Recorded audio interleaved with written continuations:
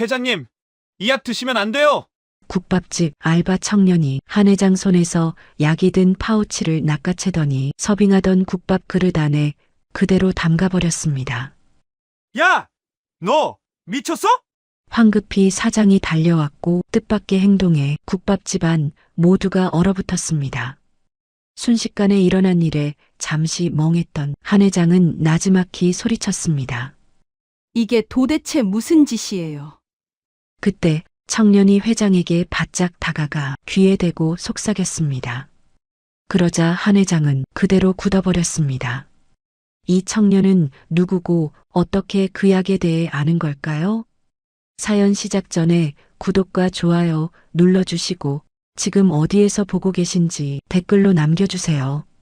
새벽 5시 국밥집 안은 아직 어둑했습니다. 김도윤은 가게 구석에 놓여있던 낡은 야전 침대를 접으면서 하루를 시작했어요. 침대를 접어 창고 안쪽에 밀어넣고 나니 어젯밤 청소해둔 가게 바닥이 깨끗하게 드러났습니다. 야, 도윤아. 사장이 안쪽 주방에서 고개를 내밀며 말했어요. 밤에 불 켜지 마라. 손님들이 누가 여기서 자는 줄 알면 오해한다. 도윤은 대답 대신 고개만 끄덕이고 화장실로 들어갔습니다. 찬물로 얼굴을 씻으면서 거울에 비친 자기 얼굴을 잠깐 봤어요. 19살 얼굴치고는 좀 지쳐 보였죠. 주머니에서 금이 간 휴대폰을 꺼내 시간을 확인하니 6시 개업까지 1시간 남았습니다. 손님들이 하나둘 들어오기 시작한 건 아침 7시가 조금 넘어서였어요. 출근길 직장인들이 국밥 한 그릇 후루룩 먹고 나가는 바쁜 시간이었죠. 도윤은 홀을 오가며 물을 따르고 빈 그릇을 치우면서 손님들 얼굴을 하나씩 익혀갔습니다. 그때였습니다. 8시쯤 한 회장이 가게 문을 밀고 들어왔어요. 나이는 70 정도 되어 보였는데 옷차림이 범상치 않았습니다.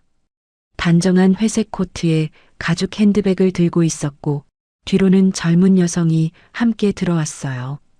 단정한 정장 차림의 비서였습니다. 사장이 반갑게 인사했어요. 어머, 회장님. 오늘도 오셨네요. 네, 늘 드시던 걸로 주세요.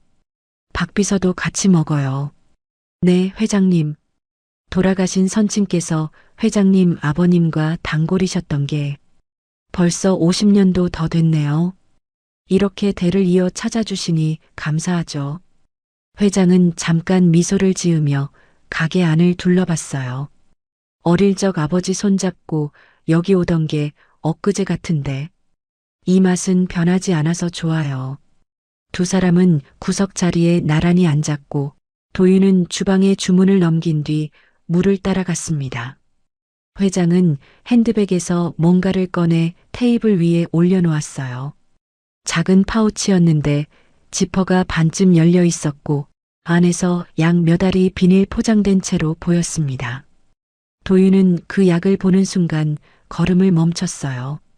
하얀 타원형 알약이었는데 심장이 쿵 내려앉았습니다. 아는 약이었거든요. 파우치에는 작은 메모지가 붙어 있었는데 검사 전날, 식사 직후 복용이라고 적혀 있었어요. 주방에서 국밥이 나왔고 도윤은 쟁반에 국밥 그릇 2개를 올려들고 테이블로 걸어갔습니다. 그런데 그릇을 내려놓으려던 순간 도윤은 국밥을 회장 앞이 아니라 옆 빈 테이블에 잠시 내려뒀어요. 다른 테이블에 앉아있던 손님이 회장을 보며 말했습니다. 약 먼저 드세요. 식사 전에 드셔야 하는 거 아닌가요? 회장은 고개를 끄덕이며 파우치를 집어들었어요. 약을 꺼내려는 순간이었습니다. 도윤이 회장보다 먼저 손을 뻗어 파우치를 낚아챘어요. 회장이 깜짝 놀라 도윤을 쳐다봤고 비서가 황급히 일어서며 소리쳤습니다. 무슨 짓입니까? 박 비서가 놀라 소리치고 주변 손님들도 뭔가 이상하다는 듯 쳐다봤고 사장이 주방에서 고개를 내밀었어요. 가게 안 분위기가 순간 어색해졌습니다. 도윤은 아무 말도 하지 않고 그냥 파우치를 들더니 옆 테이블에 놓여있던 국밥 그릇 안에 파우치째 담가버렸어요. 파우치가 뜨거운 국물 속으로 천천히 가라앉았습니다. 아니, 이게 무슨 짓이에요? 회장이 놀라서 말을 시작했는데 도윤이 갑자기 회장 쪽으로 한 걸음 다가왔어요.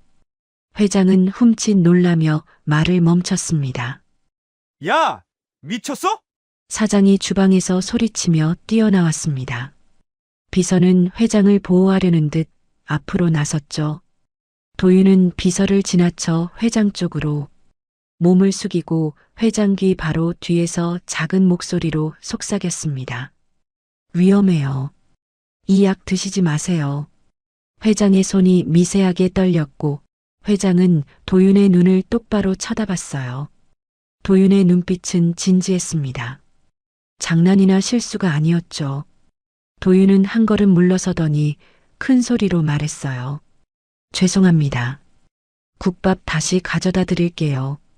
사장이 도윤의 팔을 붙잡으려고 했고 비서도 화난 표정으로 뭔가 말하려 했는데 회장이 손을 들어 두 사람을 제지했습니다. 괜찮아요. 회장의 목소리는 차분했어요. 사장과 비서는 어쩔 줄 몰라 하며 멈춰섰고 주변 손님들도 웅성거렸지만 아무도 뭐라고 하지 못했습니다. 회장은 국밥 그릇 속에 잠긴 파우치를 한참 동안 내려다봤어요. 젖은 파우치가 붉은 국물 속에서 흔들리고 있었습니다.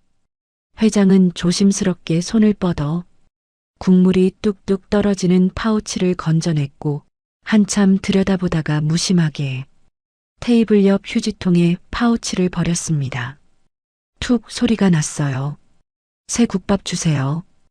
회장이 사장에게 조용히 말했습니다.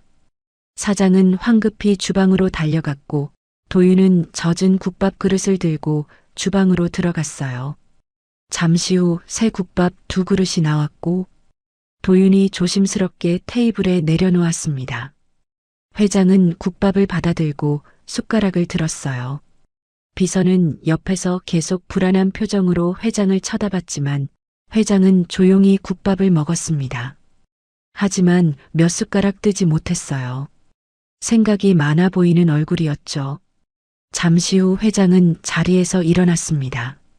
계산을 하려는데 사장이 손사래를 쳤어요. 아닙니다, 회장님.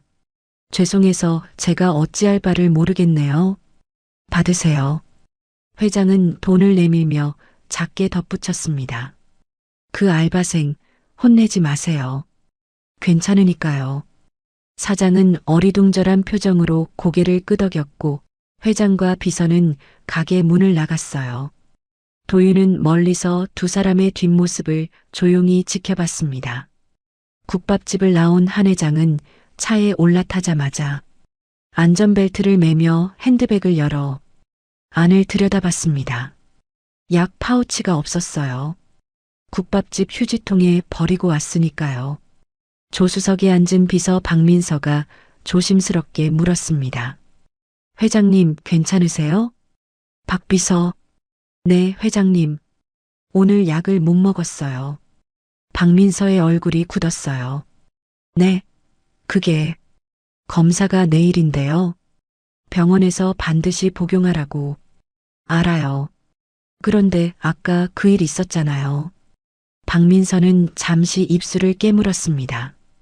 아까 그 황당한 광경이 떠올랐죠.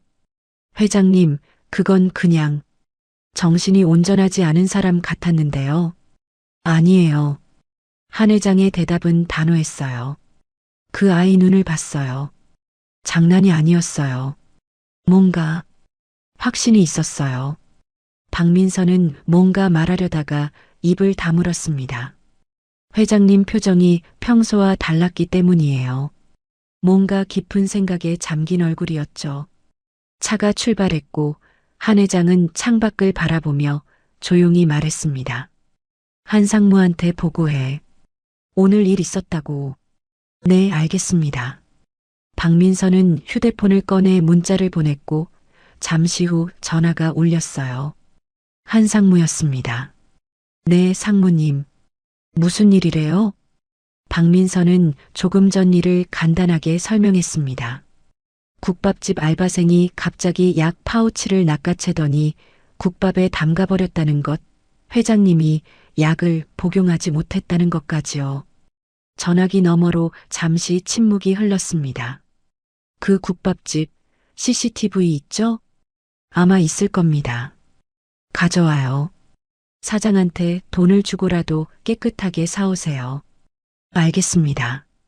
전화가 끊겼고 박민선은 회장을 쳐다봤지만 회장은 여전히 창밖만 바라보고 있었습니다. 그날 저녁 박민선은 국밥집을 다시 찾아갔어요.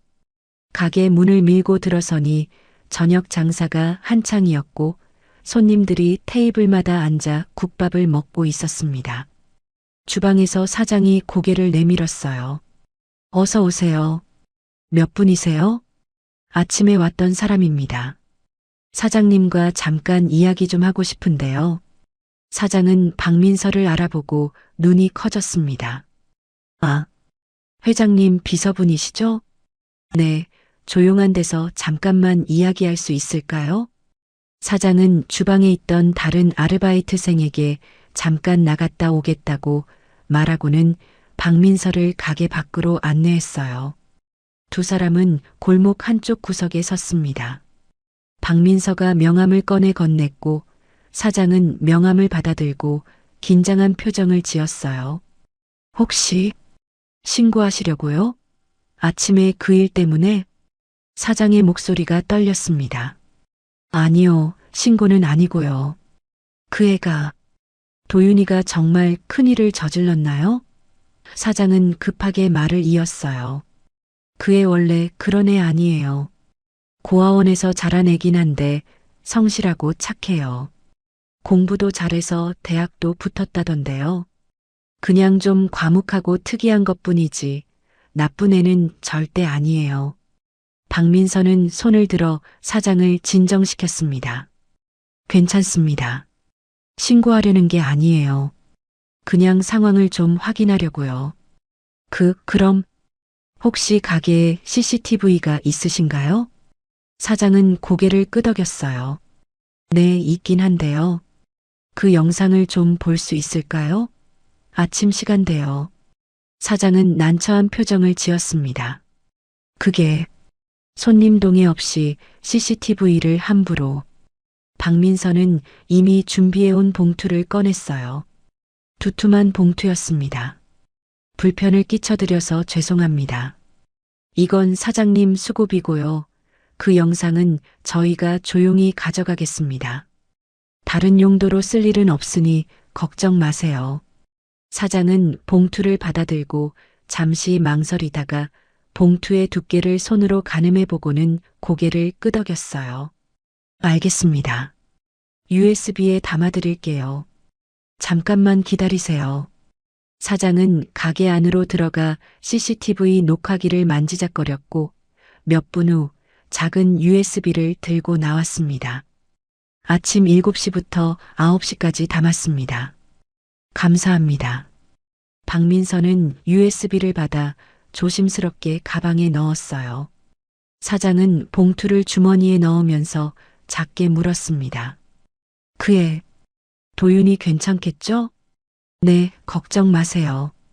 박민서는 인사를 하고 돌아섰고 사장은 안도한 표정으로 가게로 돌아갔습니다. 다음 날 아침 회사 회의실에서 박민서는 노트북을 들고 들어갔어요. 한상무는 이미 자리에 앉아 커피를 마시고 있었습니다. 영상 가져왔습니다. 수고했어요. 한번 봅시다. 박민서는 노트북을 켜고 USB를 꽂았어요. 영상이 재생됐고 흑백 화면에 국밥집 내부가 보였습니다. 박민서는 빠른 속도로 영상을 돌리다가 한 회장이 들어오는 장면에서 멈췄어요. 한상무는 화면을 가만히 지켜봤습니다.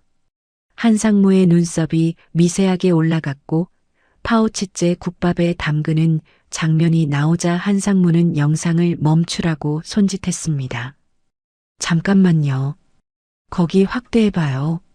박민서는 국밥 그릇 부분을 확대했어요. 파우치째 넣었네요. 한상무는 중얼거렸어요. 그리고 영상을 다시 재생하라고 했습니다. 남자 직원이 회장 귀에 뭔가 속삭이는 장면까지 모두 봤어요.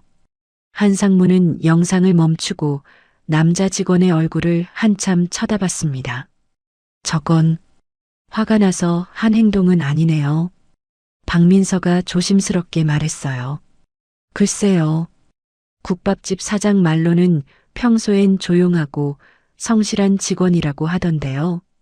한상무는 다시 영상을 돌렸어요. 이번엔 남자 직원이 파우치를 보는 순간을 슬로우 모션으로 재생했습니다. 걸음이 멈추는 장면, 표정이 굳는 장면이 또렷하게 보였어요. 이야, 흔한 건데. 한상무는 혼잣말처럼 중얼거리며 CCTV를 다시 천천히 재생했습니다. 국밥에 담그는 타이밍, 회장에게 다가가는 타이밍을 꼼꼼히 확인했죠. 계산된 행동이네요. 한상무는 영상을 멈추고 남자 직원의 얼굴을 캡처했어요. 화면 속 얼굴이 정지됐습니다. 19살쯤 되어 보이는 젊은 얼굴이었어요.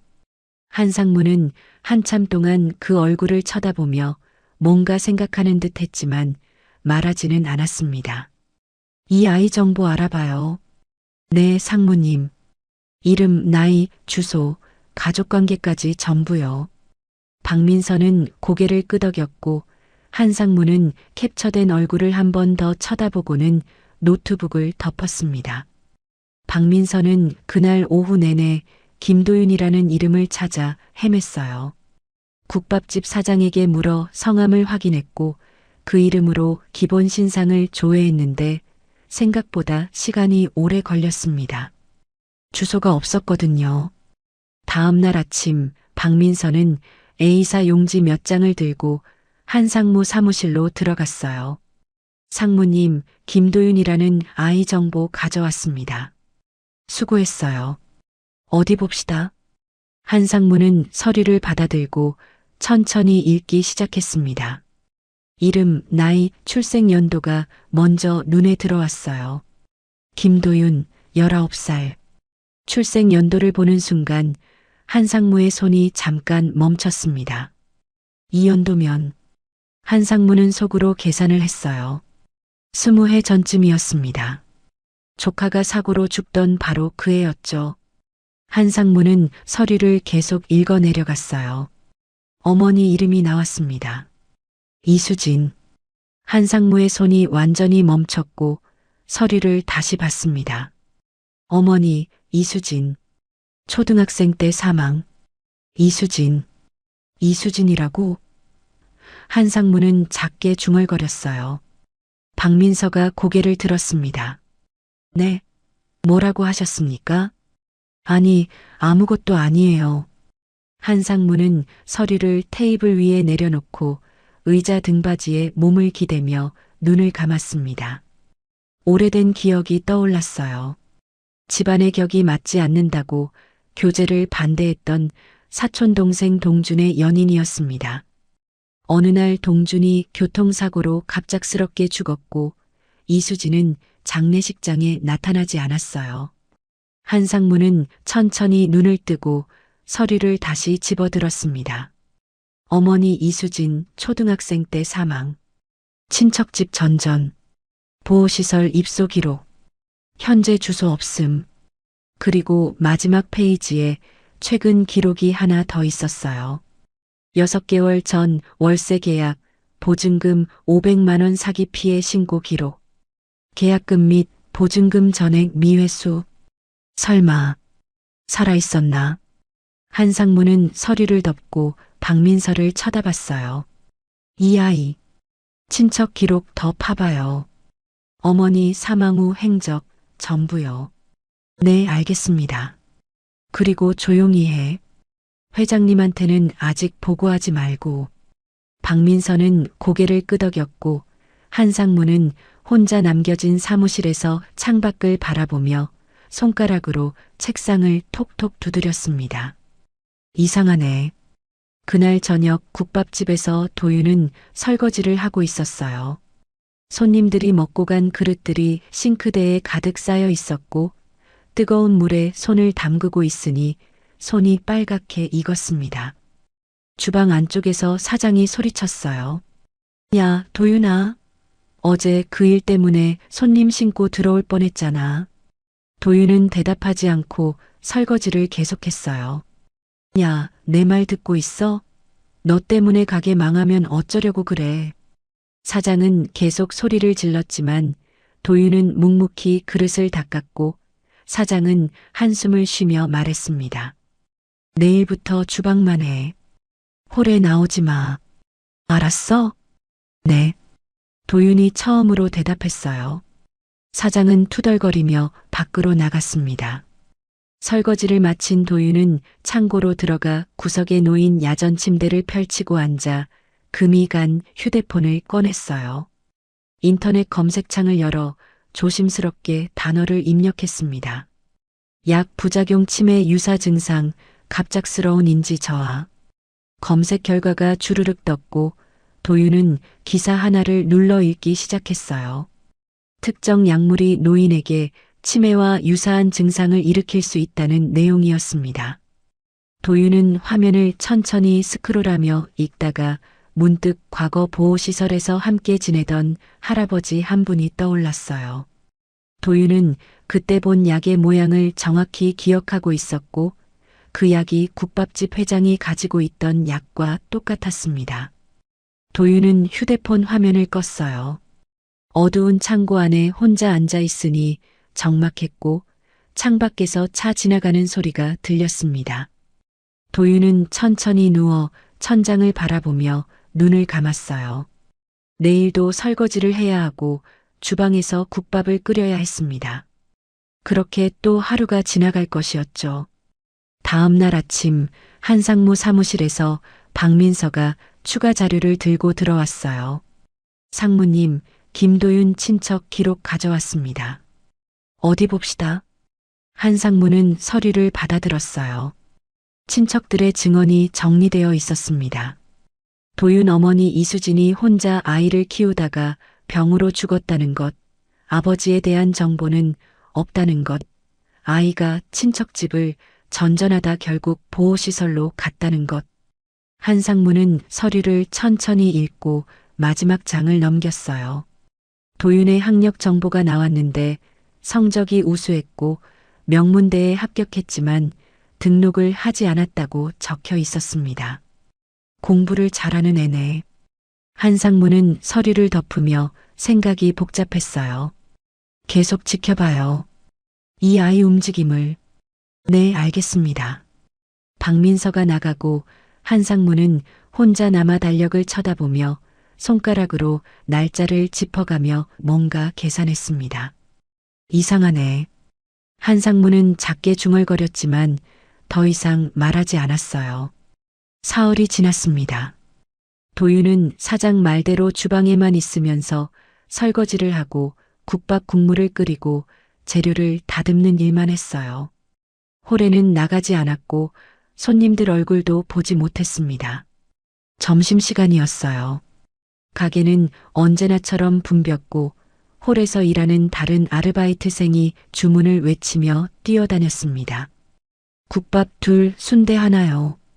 도윤은 묵묵히 국밥 그릇에 밥을 담고 뜨거운 국물을 부어 쟁반에 올렸어요. 홀 아르바이트생이 쟁반을 들고 나갔습니다. 그때 주방 밖에서 사장의 목소리가 들렸어요. 어서 오세요. 평소보다 조금 더 밝은 목소리였습니다. 도윤은 손을 씻으며 슬쩍 밖을 쳐다봤어요. 정장을 입은 남자가 홀로 들어와 자리에 앉았는데 50대쯤 되어 보이는 단정한 인상이었습니다. 사장이 물을 가져다 주며 물었어요. 뭘 드릴까요? 남자는 메뉴판도 보지 않고 말했습니다. 제일 빨리 나오는 걸로 주세요. 네, 국밥 하나 나갑니다. 사장이 주방 쪽으로 소리쳤어요. 도윤은 국밥을 준비해서 쟁반에 올려놓으니 홀 아르바이트생이 들고 나갔고 도윤은 다시 설거지를 시작했습니다. 하지만 귀는 열려 있었어요. 밖에서 들리는 소리에 집중했죠. 잠시 후 홀 아르바이트생이 주방으로 들어왔어요. 도윤아, 물 좀 가져다 줘. 저 정장 입은 손님. 홀에 나가지 말라고 하셨는데요. 괜찮아. 사장님 지금 화장실 갔어. 빨리 다녀와. 도윤은 물병을 들고 홀로 나가 정장 남자가 앉은 테이블로 다가갔어요. 남자는 국밥 그릇 앞에 앉아 있었지만 숟가락을 들지 않았습니다. 도윤이 물컵을 채우려고 손을 뻗었는데 남자는 물컵을 받지 않고 그냥 국밥 그릇만 쳐다보고 있었어요. 도윤은 물컵을 테이블에 내려놓았습니다. 남자는 여전히 도윤을 쳐다보지 않았고 마치 도윤이 없는 것처럼 행동했어요. 도윤은 물병을 들고 주방으로 돌아가려다가 발걸음을 멈췄습니다. 남자가 국밥을 한 숟가락도 뜨지 않고 있었기 때문이에요. 그냥 앉아서 그릇만 내려다보고 있었죠. 시간이 흘렀어요. 남자는 젓가락을 집어들었다가 다시 내려놓았고 국밥 김이 모락모락 피어올랐지만 먹지 않았습니다. 도윤은 주방 문 앞에 서서 그 모습을 지켜봤어요. 몇 분 후 남자는 냅킨으로 손만 닦고 자리에서 일어났습니다. 국밥은 한 숟가락도 먹지 않은 채였어요. 남자는 카운터로 걸어가 계산을 했어요. 사장이 화장실에서 돌아와 황급히 계산대로 갔습니다. 손님, 국밥이 입에 안 맞으셨나요? 아니요. 그냥 급한 일이 생겨서요. 남자는 돈을 테이블 위에 놓았는데 지폐 몇 장이 거스름 돈을 받지 않았습니다. 거스름 돈. 됐습니다. 남자는 가게 문을 향해 걸어가다가 문 앞에서 발걸음을 멈추고 천천히 뒤를 돌아봤어요. 주방 문 앞에 도윤이 서 있었습니다. 두 사람의 시선이 마주쳤어요. 남자는 도윤을 가만히 쳐다봤는데 표정이 없었고 도윤도 무표정하게 남자를 바라봤습니다. 잠시 침묵이 흘렀어요. 도윤이 조용히 입을 열었습니다. 약 때문에 오신 거죠? 남자의 눈썹이 미세하게 움직였지만 대답하지 않았어요. 그저 도윤을 한참 쳐다보다가 천천히 몸을 돌렸습니다. 남자는 가게 문을 밀고 나갔어요. 딸랑 종소리가 울렸습니다. 도윤은 남자가 나간 자리를 한참 동안 바라보다가 조용히 테이블로 걸어갔어요. 남자가 앉았던 자리였는데 국밥 그릇이 그대로 놓여 있었습니다. 김이 다 식어버린 국밥이었어요. 도윤은 그릇을 들어 올렸는데 무거웠어요. 주방으로 가져가 싱크대에 내려놓고 뜨거운 물을 틀어 그릇을 씻기 시작했습니다. 사장이 주방으로 들어왔어요. 도윤아, 너 아까 홀에 나갔지? 물 가져다 달라고 해서요. 그 손님, 뭐라고 하던가? 아무 말도 안 하셨어요. 사장은 고개를 갸우뚱했습니다. 이상한 손님이네. 국밥도 안 먹고 돈만 두고 가고. 도윤은 대답하지 않고 설거지를 계속했어요. 하지만 머릿속에는 남자의 얼굴이 계속 떠올랐습니다. 그 차가운 눈빛, 국밥을 쳐다보던 표정, 그리고 마지막으로 도윤을 바라보던 그 시선. 도윤은 그릇을 헹구며 생각했어요. 저 남자는 국밥을 먹으러 온 게 아니었습니다. 다른 목적이 있었고 도윤을 보러 온 거였어요. 도윤은 물을 끄고 손을 닦으며 목에 걸린 펜던트를 무의식적으로 만지작거렸어요. 작은 펜던트가 손끝에서 차갑게 느껴졌습니다. 그날 저녁 한상무는 차 안에 앉아 있었어요. 국밥집에서 멀지 않은 곳이었고 창밖으로 국밥집 간판이 보였습니다. 한상무는 휴대폰을 꺼내 사진 한 장을 열었어요. CCTV에서 캡처한 도윤의 얼굴이었는데 사진 속 도윤은 무표정했지만 눈빛만은 또렷했습니다. 한상무는 사진을 한참 들여다봤어요.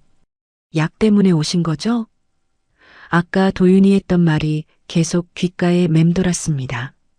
저 아이는 알고 있었어요. 한상무가 왜 그곳에 갔는지, 무엇을 확인하러 갔는지. 다 알고 있었죠. 한상무는 휴대폰을 주머니에 넣고 기사에게 말했습니다. 회사로 갑시다. 차가 출발했어요.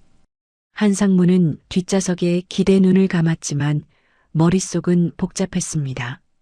김도윤이라는 아이, 이수진의 아들, 그리고 어쩌면 한동준의 아들. 만약 그게 사실이라면 일이 복잡해질 것이었어요. 아주 많이요. 박민선은 사무실에 혼자 남아 있었어요. 밤 10시가 넘었지만 퇴근하지 않고 책상 위에 놓인 노트북을 켰습니다. 화면에 국밥집 CCTV 영상이 떠올랐어요. 이미 여러 번 본 영상이었지만 한상무가 계속 김도윤에 대해 물어보는 걸 보니 뭔가 더 찾아야 할 것 같았습니다. 박민선은 영상을 처음부터 천천히 재생했어요. 회장이 들어오는 장면, 자리에 앉는 장면, 도윤이 물을 가져다 주는 장면을 하나하나 꼼꼼히 봤습니다. 그러다 한 장면에서 멈췄어요. 도윤이 몸을 숙여 물컵을 테이블에 내려놓는 장면이었는데 그 순간 도윤의 목에서 뭔가가 흔들렸습니다. 작은 펜던트였어요. 박민선은 화면을 확대했어요. 흐릿했지만 형태가 보였는데 동그란 모양의 뭔가 새겨진 듯한 펜던트였습니다. 이거, 박민선은 화면을 멈추고 펜던트 부분을 캡처했어요. 뭔가 익숙한 느낌이었는데 어디서 본 것 같은데 정확히 기억나지 않았습니다. 박민선은 자리에서 일어나 노트북을 들고 회장 집무실로 향했어요. 밤이 늦었지만 회장 집무실은 언제나 열려 있었고 중요한 자료들이 보관된 곳이었습니다. 집무실 안쪽에 작은 자료실이 있었어요. 박민선은 문을 열고 들어가 선반에 빽빽하게 꽂혀 있는 파일 박스들 중 오래된 박스 하나를 꺼냈습니다. 먼지가 묻어 있었어요. 박스를 열자 오래된 앨범이 나왔는데 회장 가족 사진들이 정리된 앨범이었습니다. 박민선은 조심스럽게 앨범을 펼쳤어요. 첫 장에 회장의 젊은 시절 사진이 있었고 그 옆에 한 남자의 사진이 있었어요. 20살 정도 되어 보이는 청년이었는데 회장의 아들 한동준이었습니다. 박민선은 사진을 하나씩 넘겼어요. 동준의 어린 시절 사진, 학창 시절 사진이 이어졌습니다. 그러다 한 장의 사진에서 손이 멈췄어요. 20살 무렵의 동준이 웃고 있는 사진이었는데 캐주얼한 옷을 입고 어딘가 여행을 간 듯한 배경이었습니다. 그런데 중요한 건 동준의 목에 걸린 펜던트였어요. 박민선은 사진을 들어 올려 자세히 봤습니다. 동그란 모양의 펜던트였고 중앙에 뭔가 새겨져 있었어요. 박민선은 노트북을 열어 아까 캡처한 도윤의 펜던트와 비교했습니다. 똑같았어요. 박민서의 손이 떨렸고 사진을 다시 보고 화면을 다시 봤어요. 틀림없었습니다. 같은 펜던트였죠. 박민서는 앨범을 계속 넘겼어요. 동준의 마지막 사진들이 나왔는데 21살 무렵의 사진이었습니다. 그리고 그 옆에 작은 메모가 붙어 있었어요. 동준이가 수진이에게 준 커플 펜던트. 수진이는 임신 중이었다. 박민서는 메모를 읽고 또 읽었어요. 머릿속이 복잡해졌습니다. 20해 전 회장의 아들 한동준은 이수진이라는 여자와 사귀고 있었어요. 동준은 이수진에게 커플 펜던트를 선물했어요. 박민서는 앨범을 덮고 동준의 사진을 한 장 꺼내 들었어요. 동준의 얼굴을 자세히 봤습니다. 도윤이랑 닮았어. 눈매가 비슷했고 코도 비슷했어요. 박민서는 사진을 내려놓고 심호흡을 했습니다. 만약 도윤이 정말 동준의 아들이라면, 회장의 손자라면 이건 엄청난 일이었어요. 박민서는 앨범을 다시 박스에 넣었지만 동준의 사진 한 장은 따로 가져가고 자료실 문을 잠갔습니다.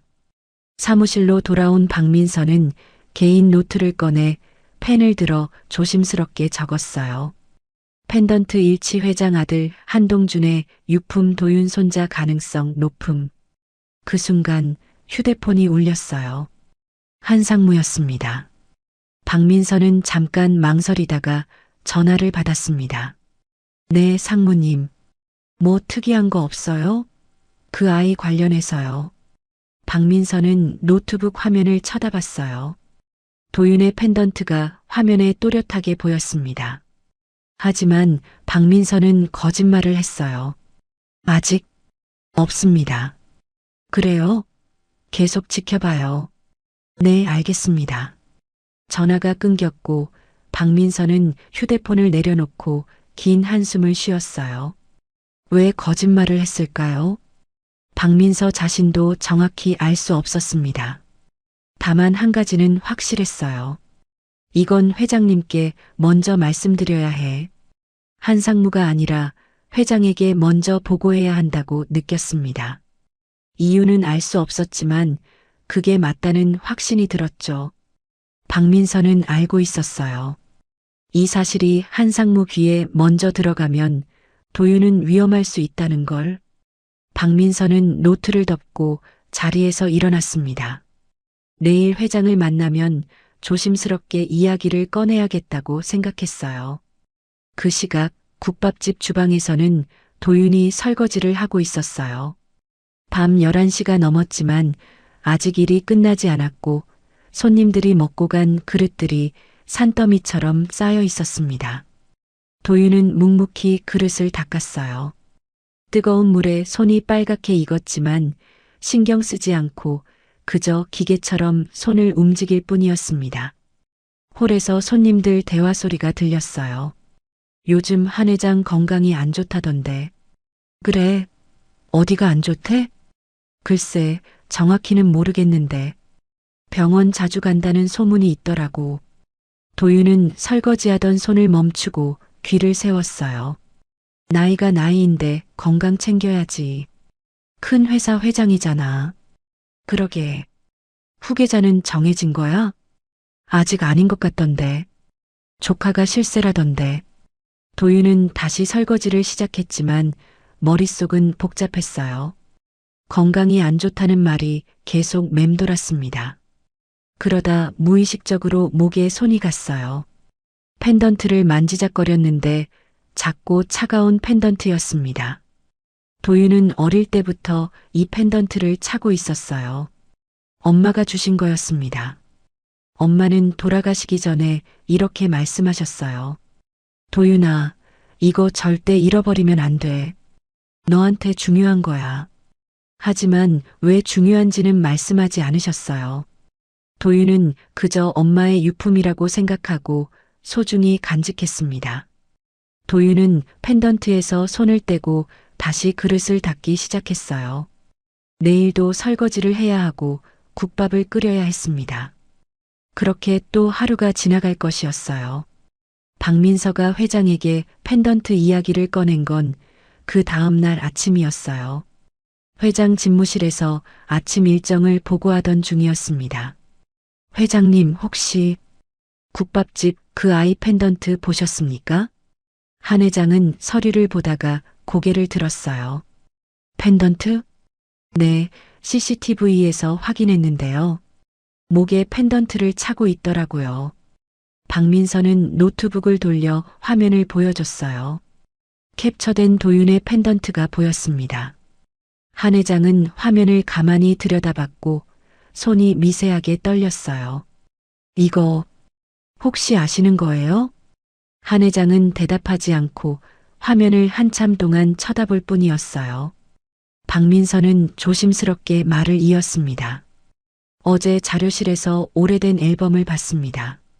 동준 도련님 사진이 있었는데요. 똑같은 펜던트를 차고 계셨습니다. 한 회장의 숨이 깊어졌어요. 박민서는 계속 말했습니다. 그리고 메모도 있었습니다. 수진 씨에게 준 커플 펜던트라고요.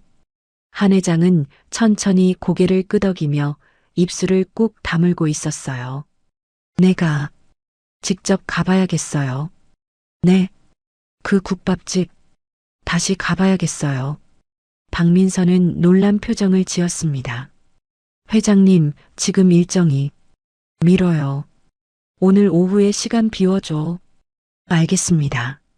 그날 오후 3시 한 회장은 국밥집 앞에 섰어요. 점심시간이 지나 한산한 시간대였고 가게 안에는 손님이 몇 명 없었습니다. 한 회장은 문을 밀고 들어갔어요. 사장이 반갑게 인사했습니다. 어머, 회장님. 오늘도 오셨네요. 네, 조용한 시간에 왔어요. 한 회장은 구석 자리에 앉았고 사장이 물을 가져다 주며 물었어요. 뭘 드릴까요? 국밥 하나요. 그리고 주방에 있는 도윤 씨 좀 불러줄래요? 사장은 잠깐 놀란 표정을 지었습니다. 도윤이요? 무슨 일이? 그냥 잠깐 이야기하고 싶어서요. 괜찮죠? 아, 네. 불러올게요. 사장은 주방으로 들어갔고 잠시 후 도윤이 앞치마를 두른 채로 나와 조심스럽게 한 회장에게 다가왔어요. 부르셨습니까? 앉아요. 도윤은 망설이다가 회장 맞은편에 앉았어요. 사장이 국밥을 가져다 주고 물러났고 가게 안이 조용했습니다. 한 회장은 숟가락을 들지 않고 그냥 도윤을 가만히 쳐다봤어요. 도윤도 회장을 쳐다봤습니다. 저번에 왜 그렇게 했니? 한 회장이 조용히 물었어요. 도윤은 잠시 생각하다가 담담하게 대답했습니다. 비슷한 약으로 문제가 생긴 걸 봤어요. 문제라니? 예전에 보호시설에서 같이 지내던 분이 계셨어요. 그분이 그 약을 드시고 며칠 만에 이상해지셨어요. 그래서 드시면 안 될 것 같았어요. 한 회장은 천천히 고개를 끄덕였어요. 도윤의 말투가 차분했습니다. 과장도 없고 변명도 없었어요. 그저 사실만 말할 뿐이었습니다. 대화 중에 도윤이 몸을 움직였는데 그 순간 목에 걸린 펜던트가 앞치마 밖으로 흔들렸어요. 작은 동그란 펜던트였습니다. 한 회장의 시선이 펜던트에 고정됐어요. 눈동자가 크게 흔들렸고 숨이 멎는 것 같았습니다. 틀림없었어요. 20해 전 아들 동준이 차고 다니던 그 펜던트였습니다. 동준이 수진에게 선물한 커플 펜던트. 그 펜던트를 이 아이가 차고 있었어요. 한 회장은 펜던트에서 시선을 떼어 도윤의 얼굴을 다시 봤어요. 눈매, 코, 입술을 하나하나 살펴봤습니다. 동준의 얼굴이 겹쳐 보였어요. 한 회장의 손이 미세하게 떨렸지만 목소리는 차분하게 유지했습니다. 혹시 부모님은 어떻게 되시니? 도윤은 잠시 망설였어요. 개인적인 질문이었지만 거절할 수 없었습니다. 엄마는 어릴 때 돌아가셨어요. 아버진 모릅니다. 그랬구나. 한 회장은 국밥 그릇을 내려다봤어요. 김이 모락모락 피어올랐지만 먹을 생각이 나지 않았습니다. 심호흡을 한 번 하고 다시 물었어요. 어머니 성함이 혹시 뭐였니? 도윤은 왜 이런 걸 묻는지 이해할 수 없었지만 대답했습니다. 이수진이요. 한 회장이 들고 있던 숟가락이 테이블 위로 떨어졌어요. 딸랑 소리가 났습니다. 손이 심하게 떨리고 있었어요. 도윤은 놀라서 회장을 쳐다봤어요. 회장의 얼굴이 창백해져 있었고 눈가가 붉어졌습니다. 괜찮으세요? 도윤이 조심스럽게 물었어요. 한 회장은 고개를 끄덕였지만 말이 나오지 않았어요. 한 회장은 도윤의 눈을 다시 똑바로 쳐다봤고 도윤도 회장을 쳐다봤습니다. 두 사람의 시선이 마주쳤어요. 한 회장은 느꼈어요. 이건 우연이 아닐 가능성이 크다는 걸. 펜던트도 이름도 얼굴도 모든 게 한 방향을 가리키고 있었습니다. 자기 손자라는 것을. 하지만 지금 당장 말할 수는 없었어요. 너무 갑작스러웠고 이 아이도 자신도 준비가 되지 않았습니다. 한 회장은 천천히 자리에서 일어났어요. 국밥은 거의 손대지 않았습니다. 고마웠어요. 한 회장은 작게 말했어요. 도윤은 고개를 숙였습니다. 아니에요. 한 회장은 계산을 하고 가게 문을 향해 걸어가다가 문 앞에서 발걸음을 멈추고 천천히 뒤를 돌아봤어요. 도윤이 자리에서 일어나 국밥 그릇을 치우고 있었어요. 묵묵히 일하는 모습이었습니다. 한 회장은 그 모습을 한참 동안 바라봤어요. 다음에 또 올게요. 한 회장이 조용히 말했습니다. 도윤은 고개를 들어 인사했어요. 네, 안녕히 가세요. 한 회장은 가게 문을 밀고 나갔어요. 차에 올라타자마자 눈물이 흘러내렸습니다. 참았던 감정이 한꺼번에 쏟아졌어요. 동준의 아들, 자기 손자, 20해 동안 찾지 못했던 아이가 저렇게 국밥집 주방에서 설거지를 하며 살고 있었어요. 집도 없이 야전 침대에서 자면서요. 비서 박민서가 조심스럽게 물었습니다. 회장님, 괜찮으세요? 한 회장은 눈물을 닦았어요. 그리고 작게 말했습니다. 내 손자일지도 몰라요. 아직은 확실히 해야죠. 네. 도윤이가 내 손자예요. 동준이 아들이에요. 박민서는 놀라서 아무 말도 하지 못했어요.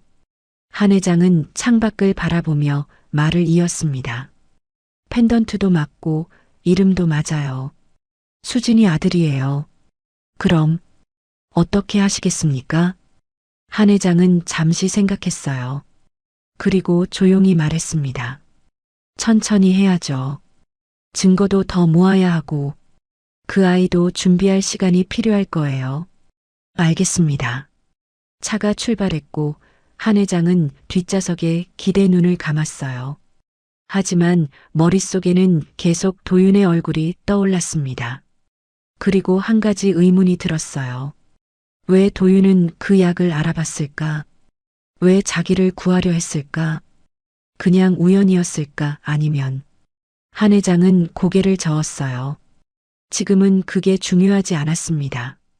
중요한 건 손자를 찾았다는 것, 그리고 그 손자를 지켜야 한다는 것이었어요. 한 회장은 처음으로 분명하게 깨달았습니다. 이제 이 아이는 아무에게도 건드리게 두면 안 된다는 걸. 차는 이미 회사로 향하고 있었지만 한 회장은 계속 창밖만 바라봤어요. 국밥집이 점점 멀어졌지만 머릿속에는 도윤의 얼굴이 선명했습니다. 박민서가 조심스럽게 물었어요. 회장님, 펜던트 직접 보셨습니까? 봤어요. 한 회장은 짧게 대답했습니다. 똑같았어요. 동준이가 차던 그 펜던트, 수진이에게 준 거. 그럼 내 손자일 가능성이 커요. 하지만 아직은 조용히 가야 해요. 한 회장의 목소리는 확신에 차 있었고 박민서는 고개를 끄덕였지만 아무 말도 하지 못했어요. 한 회장은 눈을 감았어요. 도윤의 목소리가 귓가에 맴돌았습니다. 이수진이요. 20해 동안 찾지 못했던 이름이었어요. 동준이 사랑했던 사람. 그리고 그 사람의 아들이 지금 국밥집 주방에서 설거지를 하며 살고 있었습니다. 이상하게 마음이 쓰이더라고요. 한 회장이 작게 중얼거렸어요. 처음 국밥집에서 봤을 때부터요. 그 아이 눈을 보는 순간 뭔가 느껴졌어요. 설명할 수는 없지만요. 박민서는 조용히 듣고 있었어요. 한 회장은 계속 말했습니다. 핏줄이라는 게 신기한 거더라고요. 모르고 있어도 땡기는 게 있어요. 차가 회사 주차장에 도착했지만 한 회장은 바로 내리지 않고 잠시 앉아서 생각에 잠겼어요. 박 비서, 네, 회장님. 제 양말이에요. 처방 기록 다시 확인해봐. 박민서는 고개를 끄덕였어요. 언제부터 확인할까요? 1년 전부터요. 처방 변경된 게 언제부터인지, 누가 결제했는지 전부 확인해. 알겠습니다. 그리고 조용히 해. 아무한테도 말하지 말고. 박민서는 회장의 표정을 살폈어요. 평소와 달리 단단한 표정이었습니다. 혹시 뭔가 의심되시는 게 있으십니까? 한 회장은 대답 대신 차에서 내렸고 박민서도 따라 내렸어요. 집무실로 돌아온 한 회장은 책상 앞에 앉았지만 서류를 볼 수가 없었어요. 자꾸만 도윤의 얼굴이 떠올랐습니다. 한 회장은 자리에서 일어나 안쪽 자료실로 가서 선반에서 오래된 앨범 하나를 꺼냈어요. 먼지가 묻어 있었습니다. 앨범을 펼치니 동준의 사진들이 나왔어요. 아기였을 때, 유치원생이었을 때, 초등학생이었을 때. 한 회장은 사진을 하나씩 넘기며 아들의 얼굴을 들여다봤습니다. 그러다 한 장의 사진에서 손이 멈췄어요. 10살 무렵의 동준이었는데 웃고 있는 사진이었고 눈매가 특히 또렷했습니다. 한 회장은 사진을 들어 올려 자세히 보고 오늘 본 도윤의 얼굴을 떠올렸어요. 눈매가 똑같았습니다. 웃을 때 눈꼬리가 살짝 내려가는 것도, 코끝이 약간 뭉툭한 것도, 입술 모양도 비슷했어요. 한 회장은 사진을 가슴에 안았어요. 눈물이 또 흘러내렸습니다. 동준아. 작게 중얼거렸어요. 20해 전 교통사고로 아들을 잃었을 때의 그 슬픔이 다시 밀려왔어요. 하지만 이번에는 슬픔만은 아니었습니다. 희망도 함께 있었죠. 아들은 죽었지만 아들의 아들은 살아 있었어요. 그것만으로도 충분했습니다. 한 회장은 사진을 내려놓고 앨범을 덮은 뒤 책상으로 돌아와 오래 앉아 있었어요. 다음 날 오후 박민서는 약 처방 기록을 들고 회장 집무실로 들어왔습니다. 회장님, 처방 기록 가져왔습니다. 어디 봅시다. 한 회장은 서류를 받아들었어요.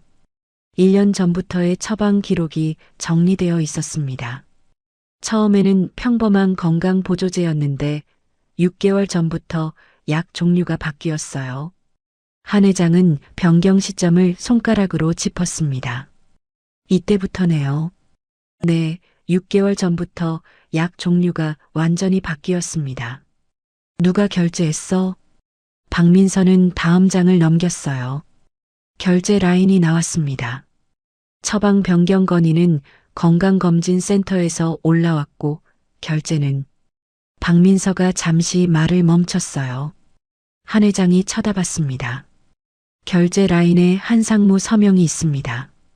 한 회장의 표정이 굳었어요. 서류를 다시 들여다봤는데 틀림없었습니다. 한상무의 서명이 또렷하게 찍혀 있었어요. 왜 상무가 내 약 처방에 관여를 해? 한 회장이 작게 중얼거렸어요. 박민서는 조심스럽게 말했습니다. 상무님께서 회장님 건강을 늘 챙기셨으니까. 그래서 그러신 게 아닐까요? 한 회장은 대답하지 않고 서류를 계속 읽어 내려갔어요. 약 성분, 복용 시간, 복용량. 모두 한상무가 결제한 것이었습니다. 확실한 증거 더 모아. 한 회장이 조용히 말했어요. 약 성분 분석, 복용 후 부작용 기록, 처방 변경 전후 건강 상태 비교. 전부 정리해. 네, 알겠습니다. 그리고 조용히. 상무한테는 절대 알리지 말고. 박민서는 고개를 끄덕였어요. 뭔가 심상치 않은 분위기였지만 더 묻지 않았습니다. 그날 오후 이사회가 있었어요. 정기 경영 보고 회의였습니다. 한 회장은 회의실 중앙에 앉았고 임원들이 하나씩 들어와 자리를 잡았어요. 한상무도 들어와 한 회장 바로 옆자리에 앉았습니다. 회장님, 오늘 컨디션은 괜찮으세요? 한상무가 친절하게 물었어요. 한 회장은 고개를 끄덕였습니다. 네, 괜찮아요. 요즘 피곤해 보이셔서요. 건강 잘 챙기셔야 합니다. 고마워요. 회의가 시작됐어요. 재무 담당 임원이 실적을 보고했고 수치들이 주르륵 나열됐습니다. 한 회장은 집중해서 듣고 있었는데 갑자기 머리가 어지러질했어요. 눈앞이 흐려지는 것 같았습니다. 한 회장은 눈을 깜빡였지만 흐릿한 상태가 계속됐어요. 회의실 목소리들이 멀어지는 것 같았고 임원들이 뭔가 말하고 있었지만 잘 들리지 않았습니다. 한 회장은 책상을 잡고 정신을 차리려고 애썼지만 머릿속이 하얗게 변하는 것 같았어요. 회장님? 누군가 불렀습니다. 한 회장은 고개를 들었어요. 재무 담당 임원이 걱정스러운 표정으로 쳐다보고 있었습니다. 네. 계속하세요. 한 회장이 겨우 대답했어요. 회의는 계속됐지만 한 회장은 내용을 제대로 듣지 못하고 그저 멍한 상태로 앉아 있을 뿐이었습니다. 한 상무가 슬쩍 한 회장을 쳐다봤어요. 한 회장의 창백한 얼굴을 확인하고는 미세하게 미소를 지었습니다. 아주 작은 미소였지만 만족스러워 보였어요. 회의가 끝났고 임원들이 하나둘 나갔어요. 한 회장도 자리에서 일어났는데 몸이 휘청거렸습니다. 한 상무가 얼른 부축했어요. 회장님, 괜찮으세요? 네. 그냥 좀 피곤한가 봐요. 요즘 무리하시는 거 아닌가요? 좀 쉬셔야 할 것 같은데요.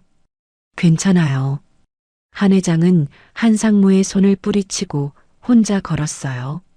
비틀거렸지만 넘어지지 않았습니다. 박민서가 얼른 다가와 부축했어요. 회장님, 제가 모시겠습니다. 한 회장은 박민서의 부축을 받으며 회의실을 나갔고 뒤에 남은 한 상무는 회의실 창밖을 바라보며 작게 중얼거렸습니다. 이제 끝이 보이네. 만족스러운 표정이었어요. 집무실로 돌아온 한 회장은 소파에 누웠어요. 박민서가 물을 가져다 줬습니다. 회장님, 병원 가셔야 할 것 같은데요. 아니에요. 괜찮아요. 하지만 괜찮다니까요. 한 회장은 물을 한 모금 마셨어요. 정신이 조금 돌아오는 것 같았지만 머리는 여전히 무거웠습니다. 한 회장은 눈을 감았어요. 오늘 회의 중에 느꼈던 그 증상, 멍해지는 느낌, 도윤이 말했던 그 증상과 똑같았어요. 비슷한 약으로 문제가 생긴 걸 봤어요. 도윤의 목소리가 떠올랐습니다. 도윤이 왜 약을 국밥에 담갔는지 이제 알 것 같았어요. 정말로 위험한 약이었던 거예요. 그리고 그 약을 처방한 사람은 한 상무였습니다. 한 회장은 천천히 눈을 뜨고 박민서를 쳐다봤어요. 증거 수집 서둘러. 시간이 많지 않은 것 같아. 네, 알겠습니다. 박민서는 집무실을 나갔고 한 회장은 혼자 남아 천장을 바라봤어요. 손자를 찾았지만 동시에 위험도 발견했습니다. 한 상무가 자기를 무너뜨리려 하고 있었어요. 이제 싸워야 했습니다. 손자를 지키기 위해서라도요. 한 회장은 주먹을 꽉 쥐었습니다. 한 상무는 회장의 반응을 주시하고 있었어요. 며칠 전 이사회에서 회장이 멍해지던 모습, 그리고 최근 회장이 자주 집무실에 틀어박혀 있다는 보고 뭔가 이상했습니다. 박민서 비서도 예전과 달랐어요. 평소에는 한 상무에게 회장의 일정을 빠짐없이 보고했는데 요즘은 말수가 줄었습니다. 뭔가 숨기는 게 분명했어요. 한 상무는 사무실 창밖을 내다보며 생각했어요. 회장이 국밥집을 다시 찾아갔다는 보고도 받았습니다. 그것도 혼자가 아니라 직접 김도윤과 이야기를 나눴다고 했죠. 펜던트를 봤을 거야. 한 상무는 확신했어요. 회장이 도윤의 펜던트를 보고 뭔가 눈치챘을 거라고요. 그리고 어쩌면 이미 손자라는 걸 알아챘을 수도 있었습니다. 한 상무는 책상 서랍을 열었어요. 안에 김도윤의 신상 정보가 들어 있었고 사진을 꺼내 들여다봤습니다. 동준을 닮은 얼굴이었어요. 이대로 둘 수는 없어. 한 상무는 결심했습니다. 움직여야 할 때였어요. 회장이 공식적으로 도윤을 손자로 인정하기 전에 먼저 손을 써야 했습니다. 한 상무는 휴대폰을 들어 전화를 걸었어요. 나야. 일 시작해. 이틀 후 저녁 국밥집 사장은 두 남자를 만났어요. 한상무의 사람들이었는데 그들은 김도윤의 과거 기록이라며 조작된 서류를 보여줬고 두툼한 봉투를 건넸습니다. 사장은 망설였지만 결국 돈을 받았어요. 그리고 다음 날 아침 도윤에게 그만두라고 말했습니다. 도윤은 아무 말 없이 짐을 쌌어요. 가진 게 별로 없어서 금방 끝났습니다. 급여 봉투를 받고 가게 문을 나섰어요. 한상무의 부하는 멀리서 그 모습을 지켜봤고 도윤이 가방을 메고 걷기 시작하자 조심스럽게 뒤를 밟았습니다. 도윤은 한참을 걸었어요. 어디로 가는지 목적지가 정해진 것 같지 않았습니다. 그냥 걸을 뿐이었죠. 점심때가 되자 편의점에서 삼각김밥을 사서 공원 벤치에 앉아 먹었어요. 부하는 계속 따라다녔습니다. 오후가 되고 저녁이 되었는데 도윤은 여전히 갈 곳이 없었어요. 해가 지자 도윤은 다시 공원으로 돌아와 벤치에 앉아 가방을 옆에 두었습니다. 부하는 충분히 확인했어요. 김도윤에게는 집이 없었습니다. 친구도 없고 갈 곳도 없었죠. 부하는 한상무에게 전화를 걸었어요. 상무님, 김도윤 주소 확인했습니다. 어디야? 없습니다. 집이 아예 없습니다.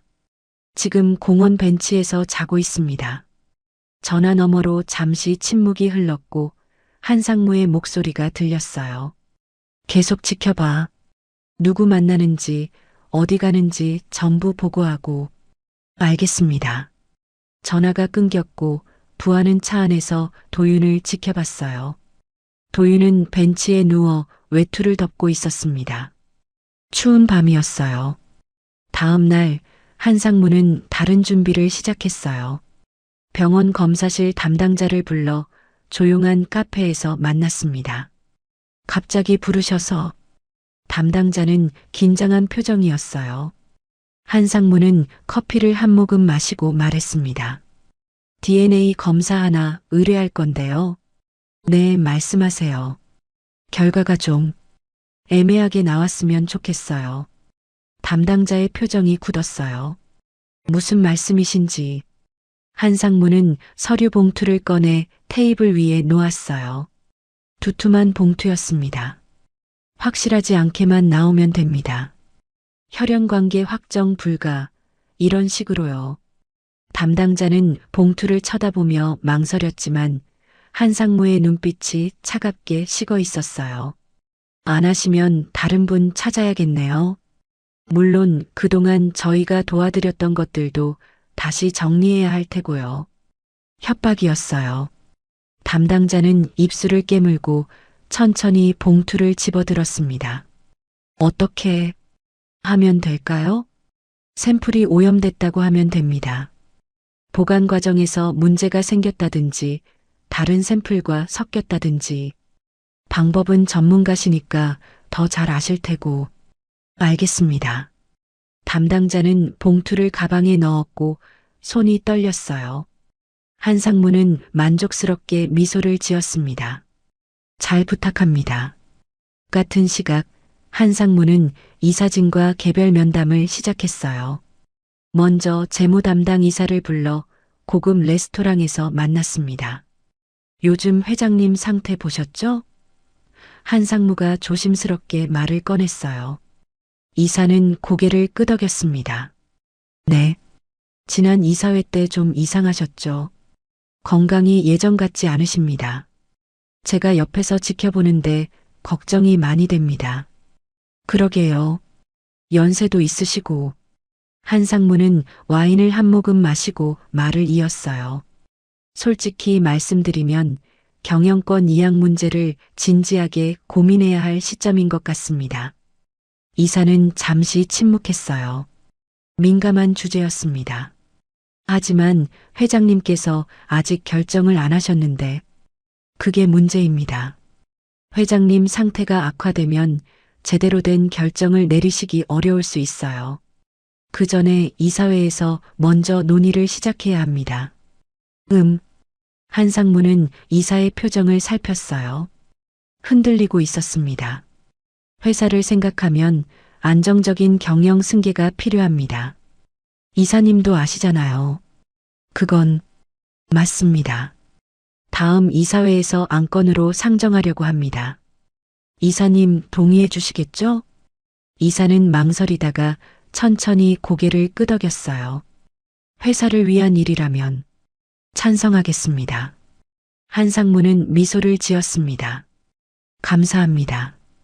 그날 이후 한상무는 이사들을 하나씩 만났어요.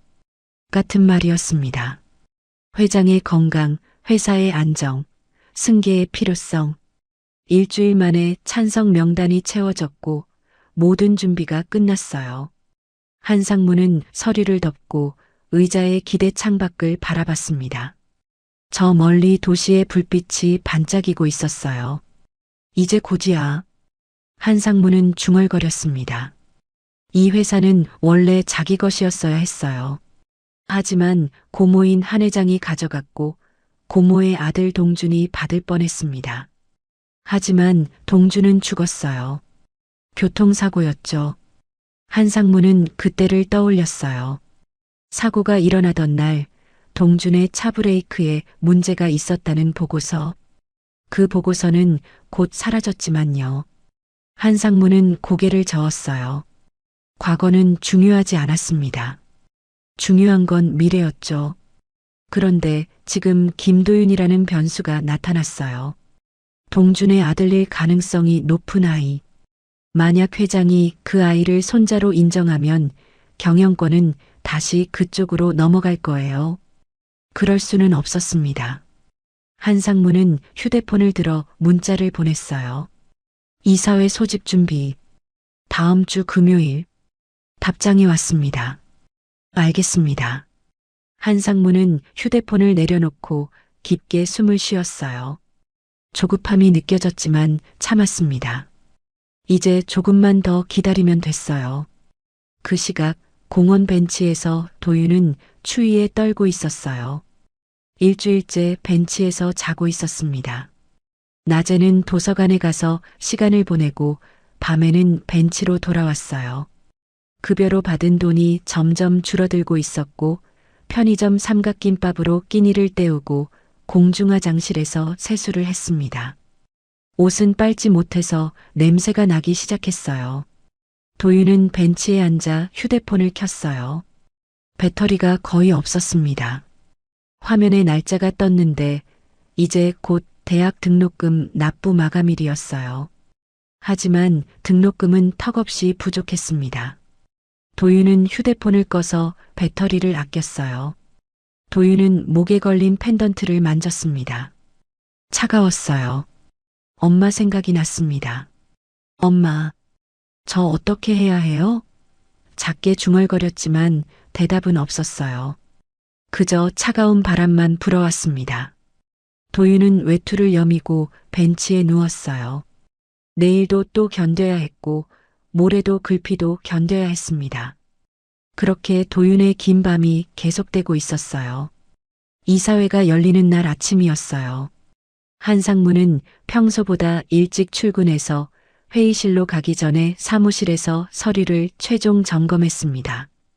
책상 위에 경영권 이양 계획서가 놓여 있었고 한상무는 서류를 한 장씩 넘기며 확인했어요. 회장의 건강 악화 기록, 이사진 찬성 의견서, DNA 검사 결과 보고서 모두 완벽했습니다. 한상무는 미소를 지었어요. 오늘이면 끝이었습니다. 20회 동안 기다렸던 그 자리를 드디어 차지하게 되는 거였죠. 같은 시각 회장 집무실에서는 박민서가 정리된 자료 파일을 회장에게 전달하고 있었어요. 회장님, 전부 여기 있습니다. 박민서의 목소리가 떨렸어요. 긴장되는 순간이었습니다. 한 회장은 USB를 받아들고 고개를 끄덕였어요. 수고했어. 회장님, 정말 괜찮으시겠습니까? 괜찮아요. 이제 끝낼 때가 됐어요. 한 회장은 자리에서 일어나 거울을 보며 옷매무새를 가다듬었어요. 오늘은 흔들려서는 안 됐습니다. 단단해야 했죠. 오전 10시 이사회 회의실 앞에 이사들이 하나둘 모여들고 있었어요. 재무이사, 기획이사, 영업이사 모두 긴장한 표정이었습니다. 한상무가 나타났는데 평소와 다르게 밝은 표정이었어요. 이사들과 악수를 나누며 인사했습니다. 오늘 중요한 안건이니까 잘 부탁드립니다. 이사들은 고개를 끄덕였어요. 대부분 한상무 편이었습니다. 회의실 문이 열렸고 이사들이 하나씩 들어가 자리에 앉았어요. 분위기가 무거웠습니다.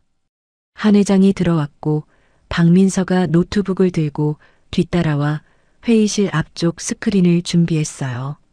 한상무는 회장 옆자리에 앉으며 인사했습니다. 회장님, 안녕하세요.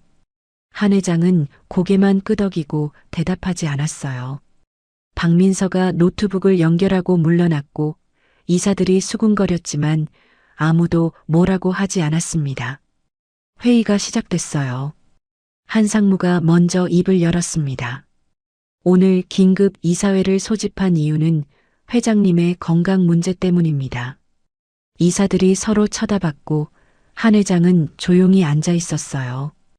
회장님께서 최근 건강이 많이 악화되셨습니다. 지난 이사회 중에도 멍해지시는 모습을 보셨을 겁니다. 이사들이 고개를 끄덕였어요. 한상무는 말을 이었습니다. 회사의 안정적인 경영을 위해서 경영권 이양 문제를 논의해야 할 시점입니다. 이사들이 웅성거렸고 한상무는 서류를 꺼냈어요. 여기 회장님의 건강 기록과 이양 계획서가. 그때였어요. 한 회장이 조용히 손을 들었습니다. 회의실이 순식간에 조용해졌어요.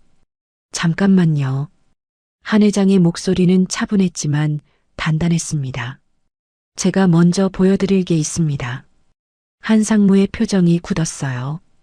회장님, 지금은 박비서 첫 번째 자료 보여줘. 박민서가 노트북을 조작했고 스크린에 서류가 떴어요. 약 처방 변경 기록이었습니다. 제 약이 6개월 전부터 바뀌었더군요. 한 회장이 조용히 말했어요.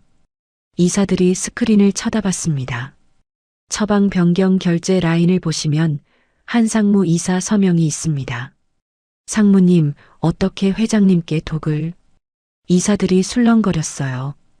한상무는 얼른 말했습니다. 그건 회장님 건강을 위해서. 제 동의 없이요? 한 회장의 목소리가 차갑게 식었어요.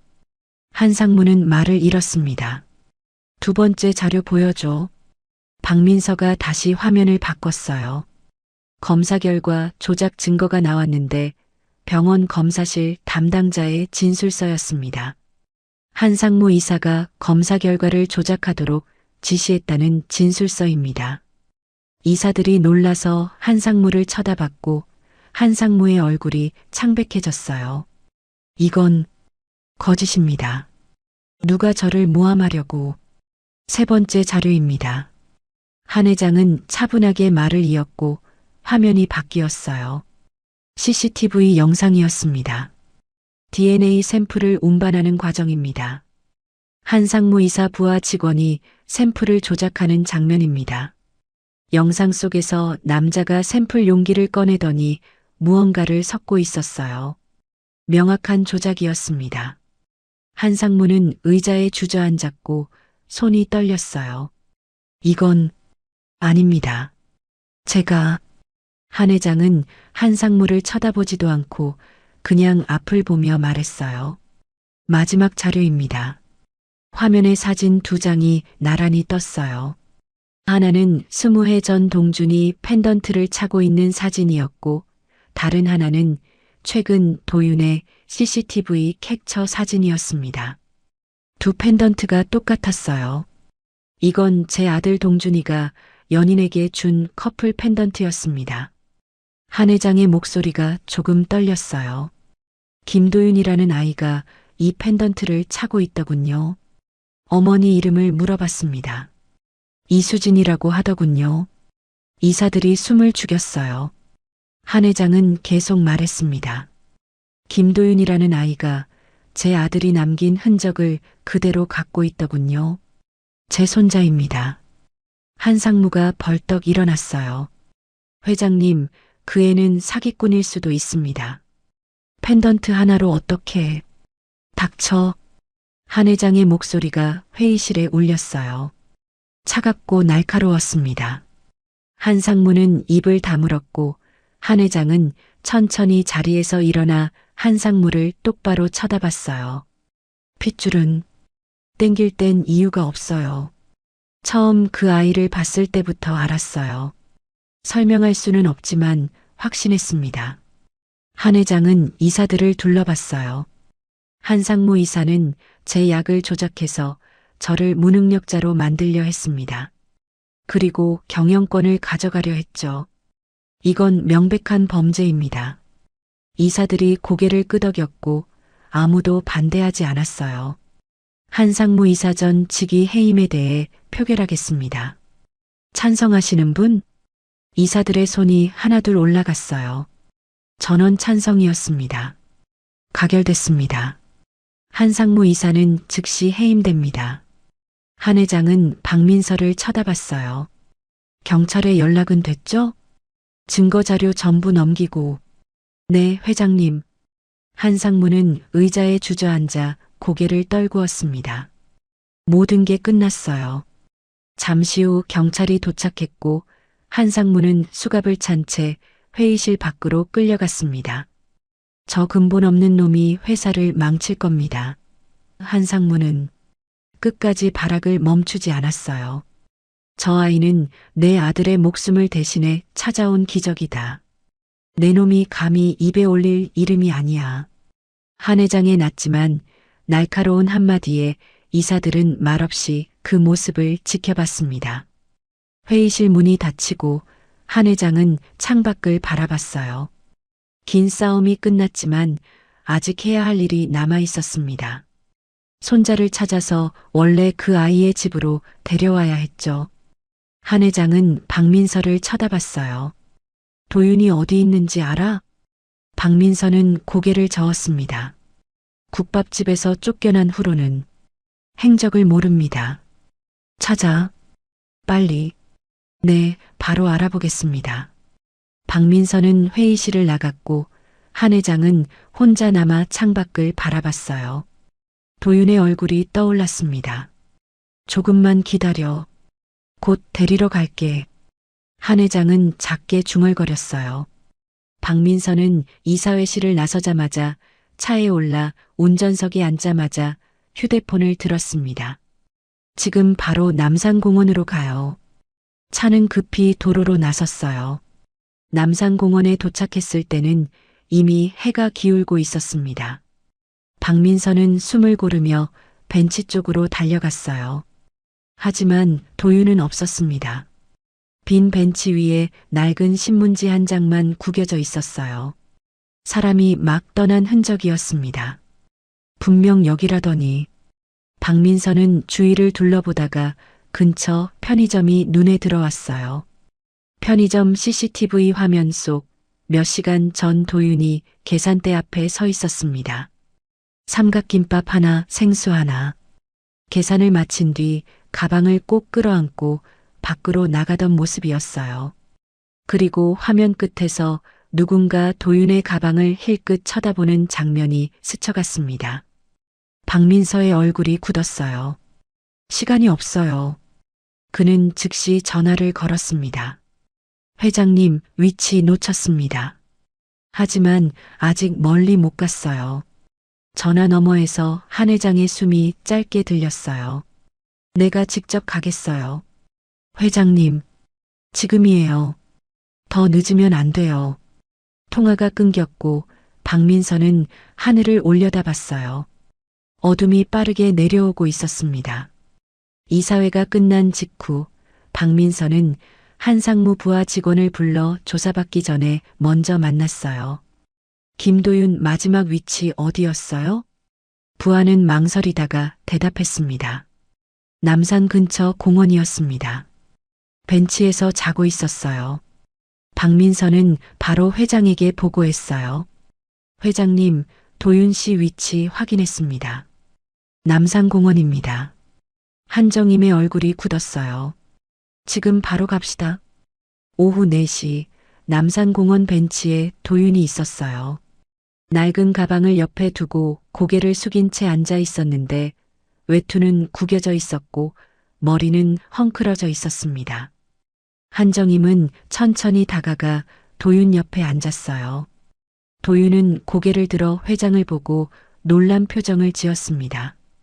회장님, 언제부터 여기서 잤어? 한정임이 조용히 물었어요. 일주일쯤 됐습니다. 한정임은 외투를 벗어 도윤의 어깨에 걸쳐주고 도윤의 손을 잡았어요. 차가웠습니다. 도윤아, 나랑 같이 가자. 집에. 도윤은 잠시 멍하니 회장을 쳐다봤어요. 회장님이 어떻게 여기에? 전 회장님하고 아무 관계도 없는데요. 있어. 너는 내 손자야. 한정임은 도윤의 목에 걸린 펜던트를 가리켰어요. 그 펜던트, 내 엄마 이름 이수진이지. 내 아버지는 내 아들 동준이었어. 도윤의 눈이 커졌어요. 미안하다 할머니가. 내가 있다는 것도 알지 못했어. 내가 이렇게 힘들게 살고 있는 줄도 몰랐어. 그곳에서 내가 나를 살리고 이렇게 만날 수 있다니. 아무래도 하늘에서 내 아빠 엄마가 너와 나를 살린 것 같구나. 도윤의 눈에 눈물이 고였고 한정임이 조용히 말했어요. 회장님, 할머니라고 불러도 돼. 할머니. 도윤은 눈물을 닦으며 작게 말했어요. 한정임은 도윤을 꼭 안았고 도윤도 천천히 할머니를 안았습니다. 이제 집에 가자. 두 사람은 손을 잡고 천천히 걸어 주차장으로 향했어요. 박민서가 차 문을 열어주었습니다. 차 안에서 한정임은 도윤의 안전벨트를 직접 채워줬어요. 찰칵 소리가 났습니다.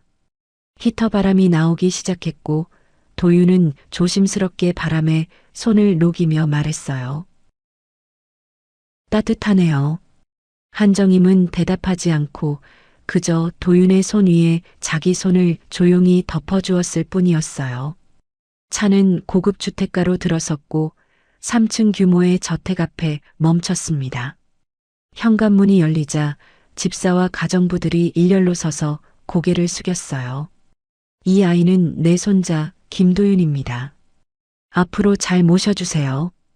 도련님, 어서 오십시오. 도윤은 어떻게 대답해야 할지 몰라 고개만 살짝 숙였어요.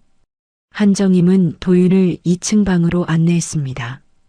일단 씻고 편한 옷으로 갈아입어. 그 다음에 저녁 먹자. 도윤이 깨끗하게 씻고 내려오자 식당에는 음식들이 가득 차려져 있었어요. 도윤은 떨리는 손으로 숟가락을 들었고 한정임이 부드럽게 말했습니다. 천천히 먹어도 돼. 아무도 뺏어가지 않아. 따뜻한 밥 한 숟가락을 입에 넣는 순간 도윤의 눈에 눈물이 고였어요. 밥을 다 먹고 도윤은 방으로 올라가 침대에 누웠어요. 너무 푹신해서 이게 꿈인가 싶었습니다. 도윤은 목에 걸린 펜던트를 만지며 작게 중얼거렸어요. 엄마, 저 이제 괜찮아요. 할머니 찾았어요. 그리고 오랜만에 편안한 잠에 빠져들었습니다. 3개월이 지났습니다. 도윤은 대학 디자인학과에 등록했고 타고난 재능으로 학과에서 가장 주목받는 학생이 되었어요. 한정임은 도윤에게 최고의 환경을 제공했고 도윤은 날마다 성장했습니다. 어느 날 한정임은 도윤에게 맞춤 제작한 네이비 정장을 건넸어요. 오늘은 이사회가 있어. 내가 참석해야 해. 제가요? 널 정식으로 소개하려고. 이 회사의 후계자라는 걸. 정장을 입은 도윤은 완전히 다른 사람처럼 보였어요. 한정임은 눈물을 글썽이며 말했습니다. 동준이 같아. 정말 아버지를 닮았구나. 이사회실에서 한정임이 말했어요. 여러분, 정식으로 소개합니다. 제 손자 김도윤입니다. 앞으로 이 회사의 후계자입니다. 이사들이 진심 어린 박수를 보냈어요. 회의가 끝나고 도윤이 조심스럽게 물었습니다.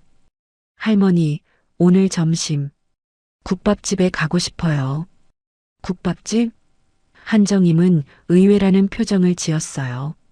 네. 제가 일하던 곳이요. 인사하고 싶어요. 한정임은 미소를 지었어요. 그래, 가자. 고급 세단이 국밥집 앞에 멈췄고 도윤이 먼저 내려 한정임이 뒤따라 내렸어요. 문을 열고 들어가니 사장이 설거지를 하다가 도윤을 보고 얼어붙었습니다. 또 도윤이? 고급 정장을 입고 완전히 달라진 도윤의 모습에 사장은 말을 잃었어요. 그때 한정임이 들어왔고 사장은 더욱 놀랐습니다. 회장님? 한정임은 차갑게 말했어요. 이 아이가 제 손자입니다. 3개월 전에 돈 받고 내쫓으셨죠? 사장의 얼굴이 창백해졌고 손이 떨렸어요. 그게 제가 정말 죄송합니다. 도윤이 조용히 말했어요. 사장님, 그동안 감사했습니다. 힘들 때 일할 곳 주셔서요. 사장은 고개를 들지 못하고 부끄러워하며 서 있었어요. 국밥 2그릇 주세요. 여기서 먹고 갈게요. 한정임이 말했습니다. 두 사람은 자리에 앉아 국밥을 주문했어요. 사장이 떨리는 손으로 국밥을 가져왔고 도윤은 한 숟가락 떠서 먹으며 말했습니다. 역시 맛있네요, 할머니. 한정임도 국밥을 맛보며 미소를 지었어요. 생각보다 괜찮은데? 할머니와 손자가 나란히 앉아 국밥을 먹는 모습은 평범했지만 따뜻했어요. 계산을 마치고 나오는 길에 도윤은 마지막으로 가게 안을 돌아봤습니다. 3개월 전 야전 침대를 펴던 구석, 설거지를 하던 주방. 그 모든 게 이제 과거였어요. 차에 오르며 한정임이 물었어요. 도윤아, 후회 안 해? 힘든 시간들. 도윤은 고개를 저었습니다. 아니요, 할머니. 그 시간이 있었으니까 지금 여기 있는 거잖아요. 한정임은 도윤의 손을 꼭 잡았어요. 차가 출발했고 밖에서는 봄바람이 불고 있었습니다. 새로운 계절, 새로운 시작이었어요. 도윤의 목에 걸린 펜던트가 햇빛을 받아 반짝였습니다. 이제는 떨어지지 않을 거예요.